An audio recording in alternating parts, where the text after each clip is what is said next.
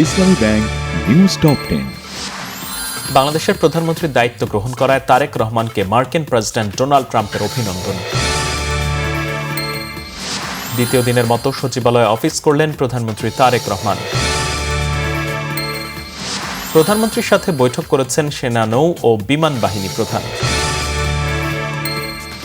শিক্ষা খাতে কোনো দুর্নীতিকেই প্রশ্রয় দেয়া হবে না বলেছেন শিক্ষামন্ত্রী আ.ন.ম এহসানুল হক মিলন। পতিত ফ্যাসিবাদের দোসররা এখনও দেশকে অস্থিতিশীল করার অপচেষ্টা করছে বলেছেন সংসদে বিরোধী দলীয় নেতা ও জামাতের আমির ডাক্তার শফিকুর রহমান। নির্বাচনে আওয়ামী লীগের সাথে বিএনপির সমঝোতা হয়েছে অভিযোগ বিরোধী দলীয় চিফ হুইপ নাহিদ ইসলামের। অন্তর্বর্তী সরকার বন্দর সহ যেসব বৈদেশিক চুক্তি করেছে তা পুনর্বিবেচনা করা দরকার বলেছেন নাগরিক প্ল্যাটফর্মের আহ্বায়ক ডক্টর দেবপ্রিয় ভট্টাচার্য।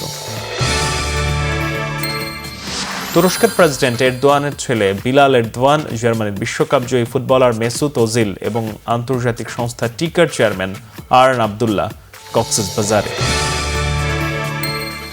পরমাণু সমঝোতায় পৌঁছাতে ইরান ও বিশ্ব নেতাদের এবার 10 দিনের আলটিমেটাম দিয়েছেন মার্কিন প্রেসিডেন্ট ডোনাল্ড ট্রাম্প।